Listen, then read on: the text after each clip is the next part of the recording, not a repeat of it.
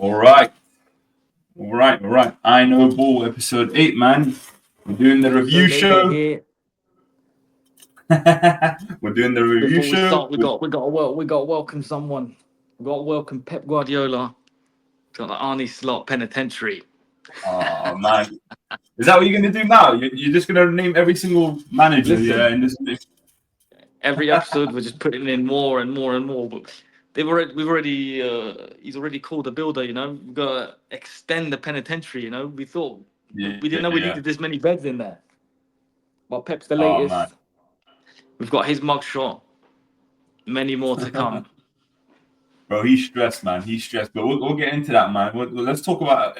Or let's go straight into it. Let's talk about Liverpool and Man City, anyways, man, because that was the score, 2-0. Bro, it wasn't even a 2-0, man. Like, I don't know how that was a 2-0 win. Like, okay, let's see the stats. Stats didn't prove really much, right? You lot were cooking them. I didn't even think they had 8 shots, man. Okay, touches, yeah, but like, Their first oh shot, I my think, God. either on target or in the game was at like the 70th something minute. They Yeah, got peppered, yeah. seasoned. It was bad. It was a really, really bad game for City. Listen, it flattered Liverpool, right? It flattered Liverpool in terms of the way they were playing, in terms of the results and everything like that as well, because that easily could have been a 5-0 win. I really thought, yeah, okay, Salah, he should have scored at least another goal. Van Dijk could have gotten a hat trick of headers and stuff like that, which was crazy. But like, there were so many chances that you lot just fluffed it. Yeah, and again, yeah, okay, you got through it, you got over the line in it, yeah. But this is just a bad, bad kind of thing that you could kind of pick out of Liverpool that you guys really need to fix on, like being a little bit more clinical in front of goal and stuff like that. But Liverpool always create chances. It doesn't really matter when it happens. It's gonna happen, And that's the main I thing. think, yeah, But look, especially in that first half, they couldn't breathe. Every time the play in front of the back line would get the ball, he couldn't even turn on him straight away, panicking, turning the ball over quickly. Liverpool were just on their case. There was nowhere for them to run, nowhere for them to hide.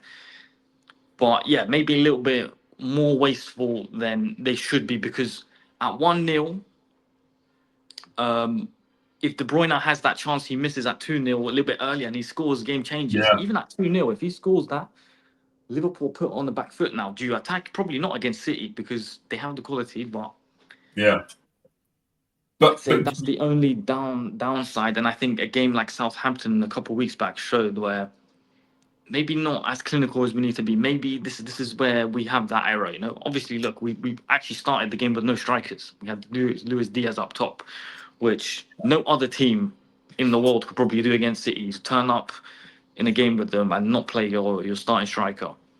I think that's somewhere where we need to improve. But listen, we're just picking at things here. Liverpool were absolutely amazing. Definitely the yeah. better team. Definitely the deserving winners. Like you say, could have been easily 5-0, especially in that first half. Just chance after chance after chance. City couldn't breathe. Do you know what's scary as well? Yeah, like this is a very mature, more Liverpool look as well. Like you guys are controlling games. You know you're not going at 1,000 miles per hour every single time. Like there was a period where you guys just said, "Yeah, okay, let's see, have the ball, go ahead and pass it about and try to break us." It couldn't even break you lot down. It was so bad to watch from City because usually at least they could get a chance of, or even that little quick shot off or anything like that. They couldn't even get nothing on you. They literally couldn't lay a glove on you.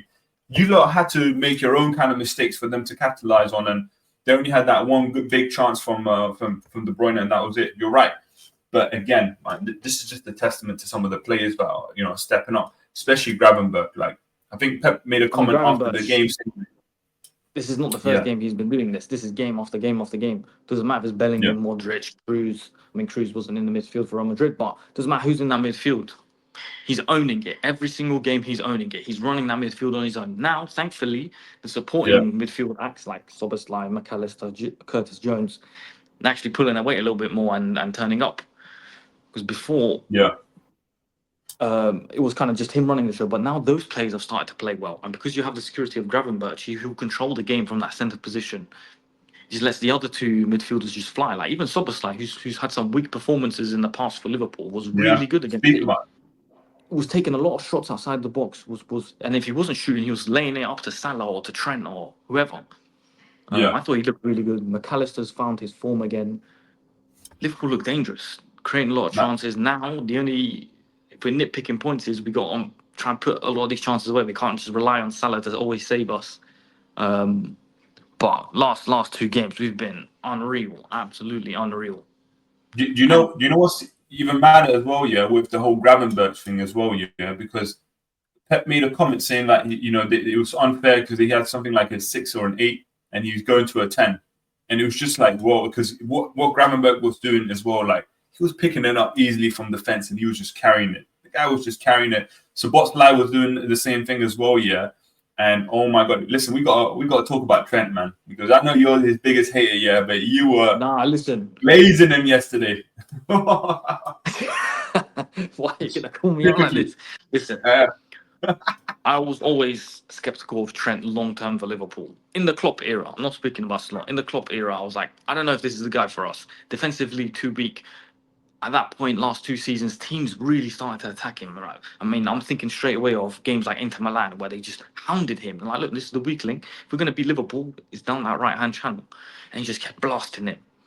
And I always felt defensively just not good enough. And I was like, look, there's no point us having just a guy who gets an assist every now and then, and he's decent on the ball. But look, he can't play in midfield, can't play forward. He's not a defender. Like he's kind of left without a position. And I was fearful once Klopp left. I just didn't think the new manager would entertain him at that sort of in a right back position where he doesn't do the defensive work. But this season, I don't care what anyone says, he's been one of our best players by far. He's been phenomenal defensively. Even this, look, I know Doku came on and gave him a hard time, but listen, the guy's played, most of the game, and you bring on a player like Doku who's not going to struggle. That's always difficult. He's super electric, super quick, changes direction a lot, willing to go and run at you. He's very different to what he was facing up until that point, but he was phenomenal. Foden, Nunes, didn't matter who was on that left hand side, couldn't get through him. He was amazing, creating so many chances, taking shots, making City sweat. I mean, the balls over the top were just killing them. Yeah. That was bad. It was from Robertson, my Van God. Dijk, Trent, didn't matter who, we were killing them. And Trent, there was like one pass in the first half where he puts it over, I think it was Ake. Salah had him on toast. If it wasn't for some great defending, that ball absolutely just killed the whole Man City back line with one ball. It was unreal. What an asset for Wait, wasn't that the goal though? Wasn't that the goal that he did, right? Because it went over Ake. He placed it nicely. It goes over Ake. There was two of them. Clears it. And it might have let it go. I can't remember now. But it didn't direct it to a goal. But it just put them on the back foot. Because you don't see teams grab the ball from the back from a fullback position or a centre back position, just launch it to the sides, and it's not just route one football where you just kick it and hope for the best. No, they're pinpointing. This is clearly something that's drilled. This is slot style. We've seen this from Feyenoord. They're bringing it down. They're causing immediately. You don't have to make 25 different passes or 50 passes to get through the back line. One long ball over the top into a specific area. Our wingers are bring that ball down and straight on them. Kyle Walker, Ake stressed every single time that ball is coming over the top. No, it was good, man. Like this is the kind of variation that we didn't really see it when Klopp was around, right? And I know we're always talking about Klopp as well and bringing that up because he was the metric, right? He was the guy that we kind of had to, we had to mention all the time. That's the thing, but. Again, just the way Arnie Slot is just making you guys turn, like he's adapting to games. He's telling you guys, okay, this is what we got to do. Like the style of play is always going to remain similar, right? But adapting to game after game after game, that's the main thing, right? And that's something that Liverpool fans always wanted from Klopp. And right now you're seeing it as well. You're seeing almost an evolution of this team as well. But obviously the next evolution is to see Arnie Slot getting his players in as well. That's another story as well. That's another conversation that we're going to have. But in terms of right now, what we're seeing in this season, I mean, it's practically looking like the title's done, man. For me, I feel like Liverpool can't do any bad right now. You have to win this. You have to win it. I mean, look, for us to bottle this league would mean we have to lose 4 games in a row and City win every single one. And just by that statement, it shows that look. of course, Arsenal and Chelsea are ahead of City now by a point, but Chelsea too early to speak on them. Doesn't matter how good they're playing; it's still too early to speak about them and whether they're a real threat. A team like Arsenal, no one believes they can do it. Like Yeah, I feel like people got carried away with them where they won last week and it was a good win, and they won against Forest. All of a sudden, they're this amazing team again. Whereas just 2 games ago, no one had them in the race. Like people so yeah, fickle, like their opinions change game to game because it's that early in the season where it can change game to game. You know, City went on a great run early in the season. Now they've lost 6 out of 7. It's insane. yeah. But again, I don't see City even pulling this back, bro. Like like this isn't a City that we fought like last year or anything like that. Like especially when you lose game after game after game, it does something to your ego. It does something for your mentality as well as a team. Like I see after the game, Ruben Diaz trying to cheer up the players and stuff like that, saying, "Yeah. We just have to focus on Nottingham now. We just have to focus on not." And then you're saying Pep doing madness about reminding people I won 6 league titles and stuff like that. Like, bro, this is some Jose stuff, bro. This is Jose doing all that quiet stuff as well, bro. Like, are we seeing this? Are we seeing Pep evolve into similar to what Jose is? Like he's evolved and adapted so many different times there that now he's kind of like blank with his ideas because he doesn't have another idea or another kind of system ready to go, right? Because listen, Pep done everything. He won the league with a false 9. Okay, he won the league with crazy wingers. He won the league with like midfielders and stuff like that. The guy has won it with every single system that you could ask for in football, right? And right now, it's kind of like I've already done enough. Yeah, I'm just kind of like Seems that's the out of thing. ideas. This is what the pundits on Sky Sports were saying. Gary Neville was making the point that look, sometimes when you've been on this conveyor belt of just playing at the top level, winning everything year after year after year, it does come to a point where it's like, look, we've been operating at such a high level for so long, that the wheels just give out, the engine just burns. You know, like just Yeah. at the drop of a hat, that amazing team just becomes kind of average and doesn't work anymore. Like you have to change a bunch of Yeah. players. You have to get rid of like Gary Neville made the point of you don't need to get rid of everyone. You need to get rid of 25%. This is one of the rare times I actually agree with Gary Neville. Yeah. Uh, and I think he's But right. I think the team is just out of ideas. It's just burnt out now, and it just needs a new, fresh look. yeah. Because And who do they need to replace, right? I mean, listen, the big players we have to mention is obviously Kevin De Bruyne. Like he needs to be replaced by Kyle Walker. They need to get 2 players like that, and obviously a Rodri replacement as well. And if you want as well, a Gundogan replacement, someone who can be a midfielder but also can do a lot of things up and down the field, can adapt to a lot of games. But again, how many players are like that? And you're asking them to spend over 200 million on those players. Not saying City can't do and look, that. with FFP, it's not as easy to do that, right? Back in the day, sure, Yeah. you could just go out and look, to City's credit, I mean, look, 115 charges, so massive asterisks when I say this. Bar the beginning of their reign of the money injection, they never went and bought the most expensive players. Okay, you can say guys like Grealish, but Grealish was, I think City only broke the transfer record once with Yeah. Pep. So they made signings anywhere from the 40 to 60 million range, you know. So those are signings Yeah. that anyone in the world could potentially make, right? It's just Pep would identify someone like Rodri. Who wanted Rodri until Pep signed him? No one even rated him. No one even knew. So what are we Yeah. signing this guy for? Ends up Yeah. winning the Ballon d'Or this year. Yeah. But again, this goes back to can they replace him and stuff like that? Because right now, bro, listen, no winning 7. It's bad. It's bad. But right now, obviously, this is Pep Guardiola. Like, this is time for you to actually figure out what you're gonna do. Right? Are you gonna stay with this team? Are you gonna go out there in January and just buy the players in and stuff like that? Because it's a lot of big fish to fill in, right? Like, remember when City, when they had Company, Yaya Toure, David Silva, and also Aguero, or someone else they had, I forgot, Tevez or something like that. Like, they managed to obviously replace those players over time, getting De Bruyne, getting Kyle Walker, bringing Ruben Diaz and all those players, right? I don't know if they have that kind of step in them to do it, and especially keeping that mentality right now, because obviously going from the mentality they had before, it's different. The problem is this team has expired at a drop of a hat. Someone clicked their fingers and City fell apart. But it's an FFP world. It's an FFP world now. You know, you signed the big striker on Haaland. You know, you've got your goalkeeper, you've got Rodri. These aren't players that have been in the club for too long. Guys like De Bruyne are short. De Bruyne looks like he's lost a leg. It's like he's playing with someone else's leg.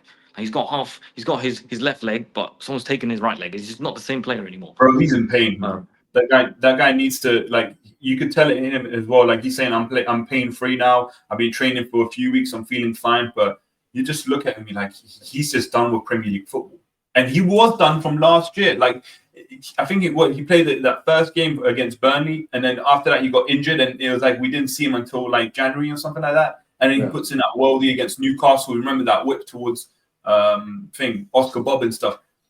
I think the guy's done, man. I think the guy is literally like his legs are done for it. Everything he done for Belgium as well in the summer is like, okay, this is too much for me. I think that was like the max that we could ever see of Kevin De Bruyne right now. And if that's the max that we have to see, then that's fine, man. Like we have to understand that these players have to drop off. He's playing a lot of games. He runs up and down. Like, people don't understand how much hard work he does. People just say he's a cam and stuff like that. The guy is actually a midfielder. He goes, drops down, carries the ball, and then drives it up the field as well at the same time. And doing that for what, 6-7 years consecutively under this Pep system, playing week in, week out. Man, like, well, this is the thing, right? People always used to make the joke about Pep Roulette when he's coming to selecting a team, and people may laugh at that, but what he's doing is he's trying to keep the team fresh. You can't expect a Kevin De Bruyne for 7 seasons in a row to perform at Premier League winning level, Champions League winning level. You know, he can't do that every game for 7 years. It's just not possible. So you have to rotate players, and unfortunately for City and for Pep and for all the players there does come a moment where you're in a cycle where you just can't get up again. You know, you're at this level, you just can't. The next season, you just can't get there. For whatever happens, no matter what you're trying, coaches, this, that, you just can't hit that level again. You did it for 7 years. Yeah. Did it for 5, 4, whatever it is. You just can't do it for that one more year. You know, somewhere the wheels just fall off. You know, Ronaldo was Ronaldo, but Ronaldo is now in the Saudi League. You know, and it just happens. All of a sudden, you're just not the guy you were last season. Yeah. No, I get it, man. I get it. And listen, like right now, they need rotation. They need everything they can because what they have next, they have they have Nottingham next, man, and they need a win. Let me just bring up this the Nottingham game. Nottingham Forest beat last week. Who did they beat last week? 1-0. It was a decent team. Oh, I can't remember now. I forgot as well. Yeah, I forgot who they beat, but damn it. It wasn't Brentford. It wasn't Crystal Palace. No, Brentford lost in a crazy game 3-2 to Bournemouth, I believe. I think it was Southampton or something like that. I don't know, but they won 1-0, right? They won with a Chris Wood pen, man. But people are saying this already, like, oh damn it, let me just check. Actually, let me just go back up. But bro, people are saying like for Pep, like, this is probably the worst team that you could play. It's a physical, bulky, big team. And a good defense. Okay, they're good, decent defense right now. Okay, they kept a clean sheet last game, decent defense anyways. And against Man City right now, like they're gonna get run over. I don't. This could be a game where they can win it, but I don't see them winning it because if I'm Nottingham, if I'm any team right now, that just looks at City, I'm looking at them like, hey, listen, all we got to do here is just press them and don't be afraid. Like this isn't City from like years and years ago where we just turn up to the Etihad and stuff like that. Okay, they can get a result, whatever, but the fans are not there for them. The players don't seem like they care anyways like that. Pep is losing his mind on the side here, and this is the perfect time for you guys to just play your game and just attack them because the final can do it. This is one of the first tests for this new City fan base. The City core will still be there. They'll still be behind their team. You know, they've seen. These are the glory days for them. They will know that, look, we've never had this. But the new fans, fans who've been here since the takeover only, or since Pep signed, because fans don't even know about the Mancini era. You know, that was so long ago now. What's that, like 12 years ago? Yeah, you're right. A long time ago, the Mancini era was here. They won't even remember that. So the City fans that have only seen City with Pep, this is the first time they've been here. Will they back their team? Will they defend their team? Will they put pressure on their team? This is a new environment for a lot of these guys. You know, Haaland has never seen a City that hasn't been a strong team, you know? Haaland's a young player. You have a bunch of young kids in that City team who've never known City to be a bad team. They've only known them to be this hyper successful team. And it's a new environment, it's new territory for them. Even for Pep, Pep's never been in a situation in his career. That's why we see this. Liverpool fans singing "You'll be Yeah, sacked in the yeah, morning." Pep is holding up 6 like he's Jose Mourinho. It's yeah, yeah. interesting. It's interesting to see what Yeah, happens. he's doing upsetting, man. The guy's lost it. Like I mentioned it, man. The guy has lost it right now. He needs to figure out something, or he just needs to leave. I feel like right now, I don't know why he's putting himself under so much pressure as well. Like adding all of these things, coming out of after the game against Feyenoord with cuts in his face and stuff like that. Like it's like he's trying. I don't know why he's trying to like put it towards himself rather than the team. I think, and I don't know why he wants to do that. Like I don't know. I just don't get it, man. But anyways, let's go see the prediction on that game to the Nottingham and Man City one. Bro, I think it's going to be at least a 3-1 Nottingham Forest for me. That's what I see I it. think Forest will do a job on them as well. Bro, they Man City have literally, I think in the last 7-6 games here, they've conceded 2 goals a game. So they're guaranteed to be 2 goals, right? And I feel like, again, Nottingham Forest have the pace and the power. I feel like you're going to see at least a set piece goal as well. I'm going to go with 3-1 that game, man. Yeah, you have to. You do pose a good question. They've conceded a lot of goals, and you have to start questioning individual players. Someone like Akanji, Yeah. right? Akanji, who's been amazing since he's joined. People say, "Oh, why are you just picking out on Akanji?" But if you've watched Akanji for international football, now I know that's a different team, and it doesn't necessarily mean it's his fault. But for Switzerland are also down in the dumps right now. They've been an awful international team when they've always been a strong one. And Yeah. Akanji is at the heart of that defense too, and they've been struggling defensively massively. Yeah. So do we need to now pick out players like Akanji was good for so long, but he's not that player anymore. He's not that player for City anymore. He's not that player for Switzerland anymore. Should he be playing Yeah. next game? You got to ask these questions. Yeah. Guys like Nah. Haaland, Haaland had a lot of people on his case last season about not being a good player, being a League Two player that can score goals, and it's because he's Bro. in the City team. Right now, he's not doing anything for Man City. Is it time? Bro. Maybe it was too early to sell Julian Alvarez. Maybe he would have helped. I mean, he helped Way them too last early, season. bro. He was That was scoring a lot bad. of goals in the first half of the season last year, but now he's not around. Was that a That, mistake? that was such a bad one. That was such a bad one. Because even yesterday, like we saw Van Dijk's pockets are full of Haaland, man. Oh my god, that was just nasty to see, bro. And you're just asking for some kind of different dynamic as well. Because Haaland, even for Haaland as well, he's probably thinking like, I can't go into these matches just bullying people. There's no point. If no one's going to even serve me and then we're already 1-0 down, 2-0 down, like there's no point of me. I can do my best and make a run or whatever, but like if I'm just expecting for these moments, it's like there's nothing for me there. And he's probably getting tired as well at the same time. Someone's getting punched up. Now everyone is saying, Edison, because he got dropped yesterday, yeah, and for Ortega. Someone is saying, but he threw the boot at Pep. Yeah. He punched him up after, man, with his gloves on and everything, man. Come Gave on, him the Pep. hairdryer. Yeah, he gave him the hairdryer as well. Edison was thinking, bro, because he wanted to leave as well in the summer. So he probably saw, like, I got pushed into this in my own will. Yeah, I'm trying my best as well. Now I'm seeing my timing. So I'm like, that's what I'm saying, 3-1, man. When It we doesn't enter matter. January now, you've had players like Bernardo Silva has always been rumored to leave. Yeah, that guy. Yeah. You have City's starting keeper rumored to leave. You have Haaland, who was always expected to leave, despite them being a good team or not. He was always going to go on to a bigger challenge from here, Real Madrid, Barcelona, or one of these teams. He's not looking very good all of a sudden. And he had a lot of criticism last season, despite scoring a truckload of goals. All of a sudden, City look terrible. And it's insane that this has happened. But you're going with a 3-1 Nottingham Forest. You just assume City have to win at some point. Why not the next game? I think City win next game. That's like, how many games are they going to lose? This is insane. Like, What are you saying? City might not be as strong as they used to be now, but bloody hell, what, they're going to lose 7 in a row now, 8 in a row. It's just, I don't know. I don't know where I stand with this team. I'm going to go for a 1-1 draw. How about that? Okay, 1 more draw, yeah. At least City are gonna break the 2 goals a game cycle, man. So that's good. Hey, you're more confident than I am, Ratios man. going up. Hey, man. Hey, you're more confident than I am. But listen, you guys got a big game as well. Newcastle. Hey, bro, it's always a tough game. I know last year, I think you lot won last year with like 9 men as well, or 10 men, sorry, with Darwin Núñez or something like that. Yeah. bro. It's a tough one because under the lights, you know, St. James's Park. I know it's a tough ground for all of us to go to, but like, listen, I feel right now going back to obviously how Liverpool are playing. When you're winning all these games, especially in 1 week, you beat City and Real Madrid, right? It just oozes confidence in your team. And then you go the game before that, you narrowly beat Southampton in a big game where you guys were losing twice, I think, or you were losing once. You guys were 2-1 down.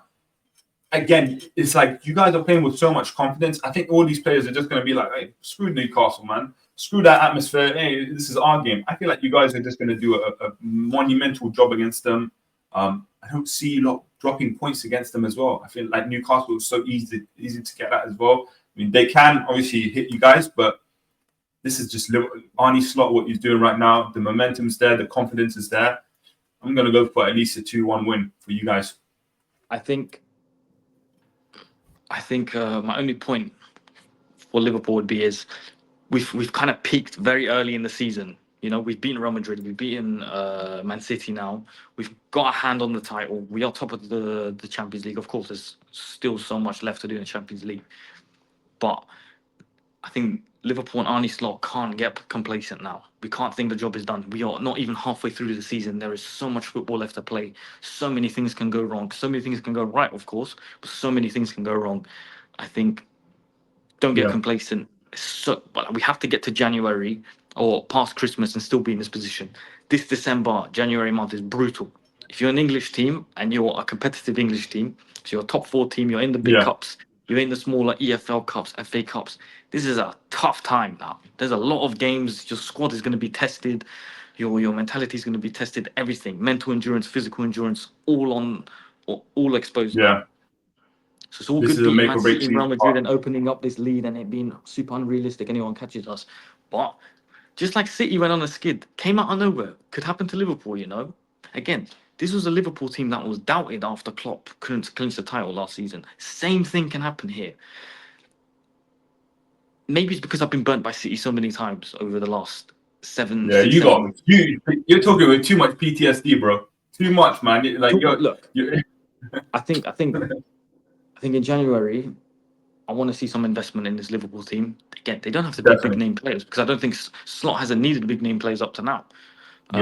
We've got world class players like Trent, Van Dijk, Salah, Gravenberch becoming someone who could potentially be world class. I think we need some more support in the squad.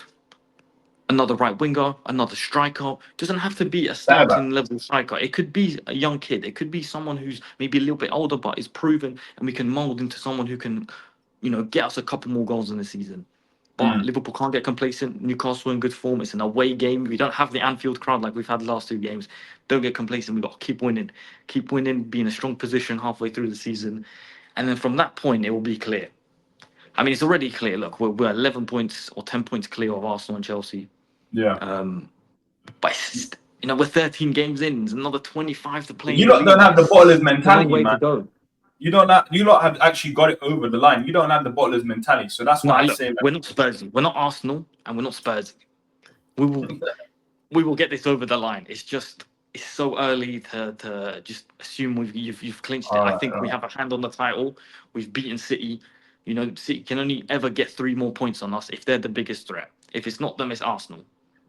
And Arsenal, I don't think they've won 2 games. People have forgotten what happened previously. I don't think Arsenal is the team to fear this season, but we'll see. Right, what's the score for you? Liverpool, Newcastle. I think Newcastle can score. I can see this being. I'm going to go with a 2-1 Liverpool again. I think 2-1. Okay. I think it's a game where 2-1. Nunes I said 2-1 as well. I can see Nunes starting and maybe even getting a goal or 2. These type of games I don't think typically suit Salah, but I can see someone like Nunes stepping up. Yeah, no, I can definitely see it as well, man. 2-1 as well. I think Salah and maybe someone else will do it. We got to change our FBL teams quickly as well, man, because it's only tomorrow. So that's going to be one thing that we got to focus on, man. But obviously after the whole Liverpool and City thing, we got to talk about the next big game. Probably it's going to be also, this is. But obviously, let's go back to what Arsenal did. because our favorite friends, Arsenal. One Listen, point, man, one we point on said it as Arsenal, well. right? Look, this scoreline flatters them. I think one thing that concerns me with Arsenal, what doesn't concern me, I'm happy to see it, but what should concern Arsenal fans and anyone who doesn't want Liverpool to win the league is Arsenal are 2-0 up or 3-0 up. And to concede those 2 goals is dangerous for them. And I think this has always been their problem. You don't want to give teams hope that they can come back against you, Because every team is looking at Arsenal's like, look, it doesn't matter if we go 2-0, 3-0 down. We have a chance against them. If we just get a goal or two, we can get in. And they believe they can get the goals. That's the problem. It's not whether they can do it. It's whether they believe they can. If you Yeah, play yeah, Liverpool yeah. and you're 2-0 down, you don't think you're winning that game. You don't think you can save yourself. You think you're done. But Yeah. with Arsenal, if I just get a goal in, you think we have a chance here. They can crumble. They've got to fix that. Yeah. No, again, the same thing as well. Like, I kind of agree with you as well. Like right now, with the mentality they have and trying to obviously push themselves to that. But listen, 5-2, I feel like they deserved the win. They played really comfortable. They were 4-0 up anyways, right? And then obviously they got hit by 2 very quick goals as well. I mean, the Wan-Bissaka goal was really bad from Calafiori to just let it go. But again, I thought they were just really much better as well. And then even second half as well, like, okay, it was 0-0. They kind of stunk it out. But like, hey, it was a professional job as well. They had to rest some players. They rested it up. And, they made sure that it was just a thing. And right now, it's just they're going on that run where they need to just literally pick up points. They're scoring free flow goals, 13 goals in 3 games? Crazy, bro. So it's like they can't really do much. I mean, obviously, they have their little defensive weaknesses and everything like that, especially right now, you're talking about a team that's saying, oh, we could beat the defensive record. We could beat the Jose team of 2005 and stuff like that. And it was like, whoa, what was all that talk coming from? And, they're all talking like that as well. And it's like, okay, but like, again, going back to obviously the professional side of them and just winning, that's what they need to do. Just go on this winning streak, right? Win. Because first of all, they need to get that confidence as well for themselves to say that, okay, we stunk it up in the last few months, let's actually just try to, get some momentum out of it. And we're a good team. And they're doing that right now, as long as they are just keeping that streak and they see Liverpool getting a few draws and maybe a loss or whatever as well. And obviously, as well, we already spoke about this many times, but they have the advantage of staying in London practically for the whole of December and January without all the traveling, all the congestion and all that stuff.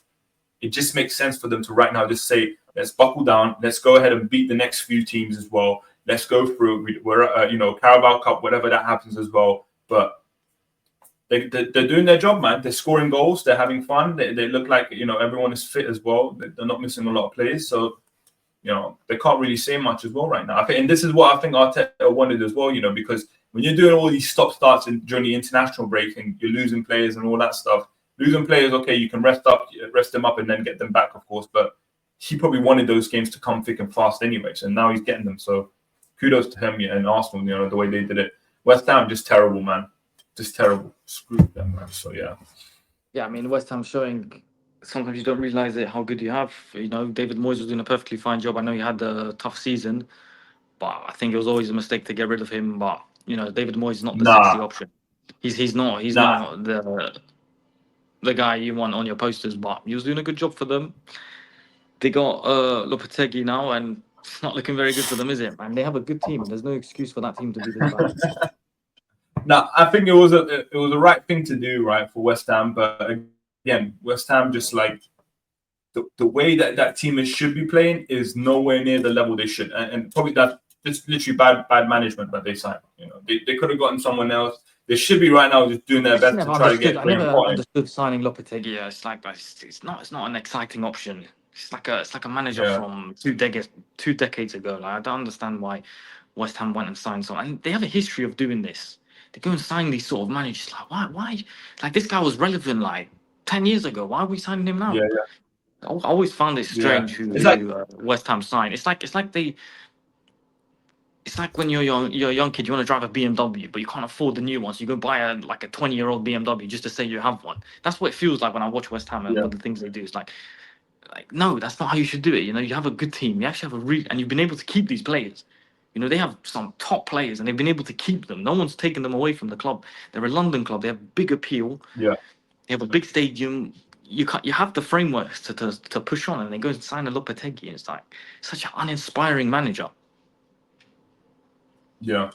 Yeah, no. And that's what I'm saying. Listen, Arsenal destroyed them again, back-to-back season, 6-0, 5-2, man. Like, this is Arsenal's playground right now. You know, West Ham, they go at home in East London and everything like that. You know, if Arsenal want to upgrade that stadium, they can just go ahead and move to East London for a bit, you know, and then kind of just roll there and kind of show East London how to at least win games as well. So that's the main thing, man. But obviously, before we go obviously to Arsenal's next game, we have to talk about my team, Man United. Man United. Can't, man. Very good win. Amarim, if you want to talk about slots, penitentiary, I'm going to talk about Amarim's penitentiary as well, man. Because listen, it's too early to say it yet, but man, am I happy? Too early. Look at You that played score. 2 games and you've won 1 with an XG of like less than 1. Screw that XG, man. We deserve to win that game. We deserve to win that game by far. We were so much better than Everton every single way, all the way through, I guess, basically. Like, even the Marcus Rashford, listen, one of the goals, okay, it was an own goal from Braithwaite. I don't know how they gave it to Marcus Rashford, but he'll take it anyways. But I'm just happy to see. The one thing I can say about United right now is I'm just happy to see our attacking line, just scoring goals. Rashford getting 3 goals already. Xerxes getting 2. Højlund got 2 the other day.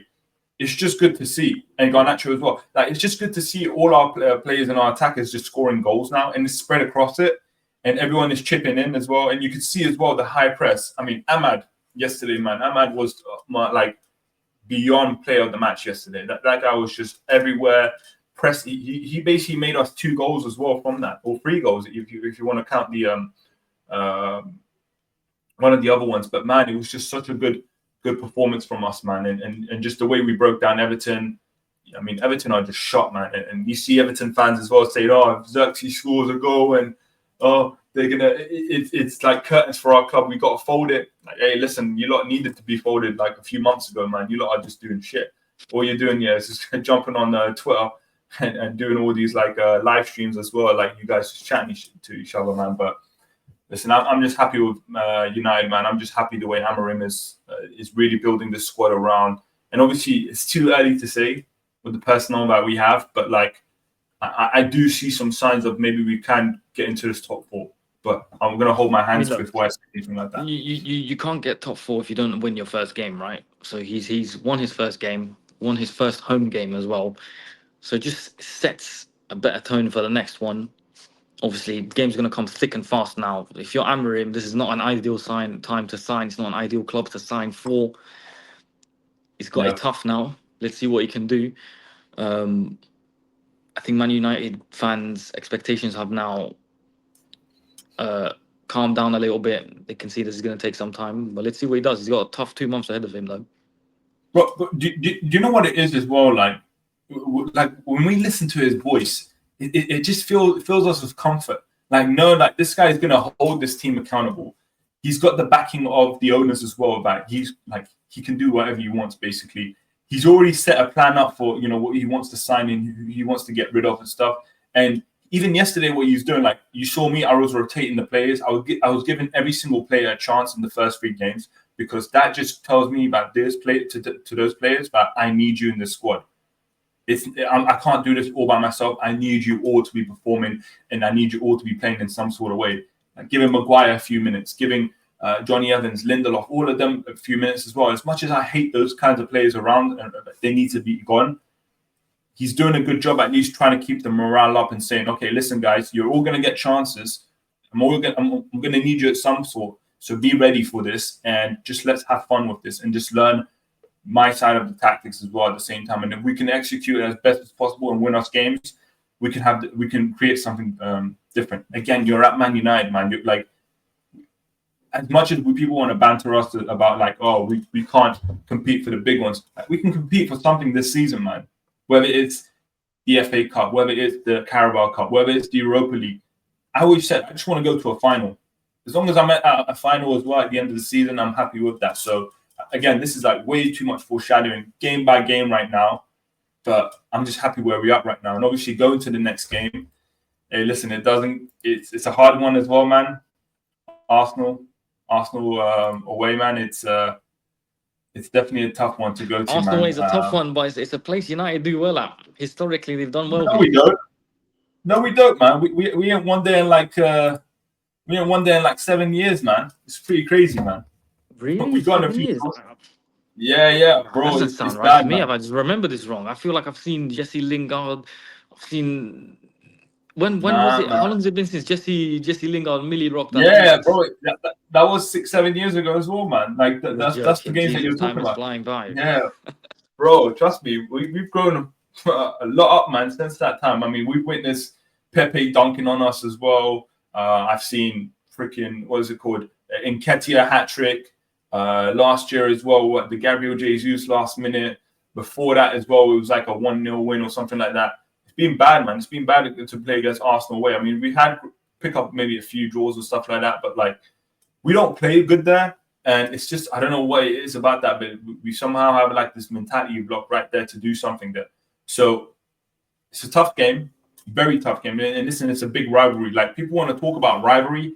Arsenal and Man United is a rivalry. It's the internet rivalry and it's a pitch rivalry as well because our clubs hate each other. I cannot stand Arsenal. Okay. And I'm a Londoner living, so I can kind of feel obviously the Arsenal fans a lot more closer to me, but I still cannot stand this club, literally. So I want us to do well. I don't see us doing well though. I'll be honest with you. I think we're gonna probably get maybe a draw out of it, but it's a tough game as well at the same time because how we're gonna stop Gabriel from his headers, how we're gonna stop them from playing so fluid. Luke Shaw, yeah, for Lissandro Martinez because Lissandro and Mainu are both suspended. You can see Luke Shaw just getting at left back, backing up, letting Saka take a shot. And if I see that in the game on my life, yeah, I need Amarim to just tell him to F off, man, because I can't have that for another game, man. But what's your take on this game, man? It's kind of I mean, hard this to is tell. not the time for injury-prone Luke Shaw, who's never fit, who's only recently come back in the last game or two to face Bukayo Saka, who is in this phenomenal form right now. Yeah. I mean, his last 2 games, it's been all him. It's been amazing for Arsenal. So that's a big test for Luke Shaw there. I don't know. I can't see. Look, it would be amazing for Amarim if he was able to pull some sort of result. If he could get a draw at the Emirates, it would be amazing for him. I think it's too early for United to one expect something and for two to actually get something there. Arsenal are in great form right now. Bukayo Saka, their best player by a mile, is just firing. I think it's going to be too much. They're going to overwhelm Man United. I can see them even winning by a big score. I can see a solid 3-0 win here for Arsenal. 3-0.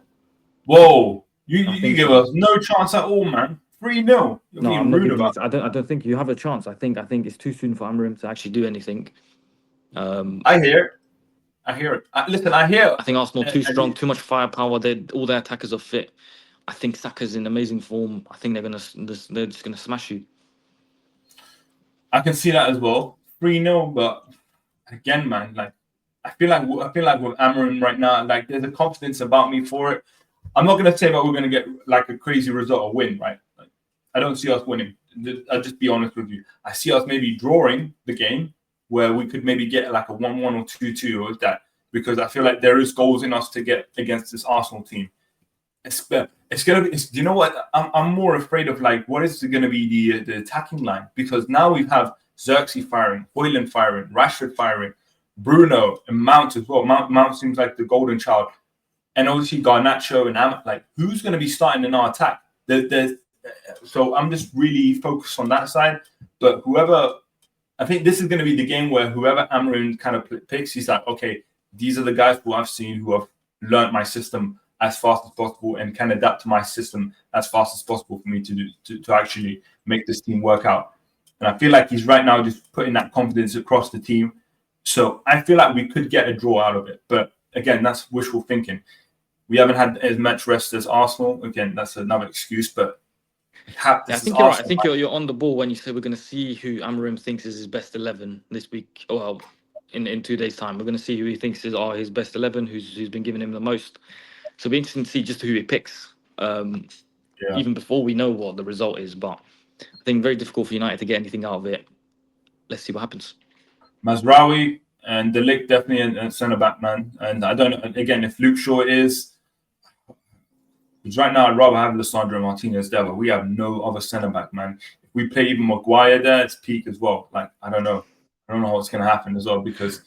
Yeah, Listen, you better hope for your sake I'm wrong and there isn't 3-0 disaster class. Bro, could you imagine Bukayo Saka versus Harry Maguire and Maguire playing at left centre back? Oh my lord, man, that's like we're just asking for us to just get beaten, but with that, man. But again, I trust Amorim. I just hope that we can get a result, and this will be a big test for him. And I like the fact he's getting these big tests very early as well, because he's like.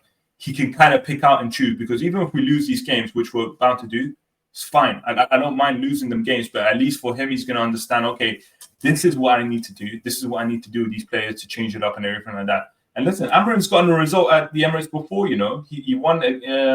It's a team he knows. It's a team he's beaten before. Yeah. But again, tough one. You said what, 3-0, right? I'm going 3-0 prediction. Arsenal win against Man United. You're rude, man. You're rude. I'm going to go for at least a 2-2, man. Come on, United, man. I just hope we can just do something. I mean, I hope United only just give me something as well. Liverpool. Yeah. Well, listen, you should be hoping for us then to win. You know, I don't know why you're not going on. Listen, when you're 11 points, or 10, 11 points clear, beating City, you've nicked the point at the Emirates. You don't care who wins or who loses. Okay. That's the confidence speaking out of you, but. I hear it, man. But listen, man, it's been a good show. Yeah, it's good. Obviously, we had to do the change settings and everything like that. But yeah, we did our thing, man. It's been really good. Let's just see, man. Let's just see midweek, and then obviously we're gonna come back and see how the other teams do. And yeah, Thursday we'll do the post midweek game show, and we'll get onto the predictions for the weekend. Let's see what happens until then. Let's go. Take care, guys. Bye bye.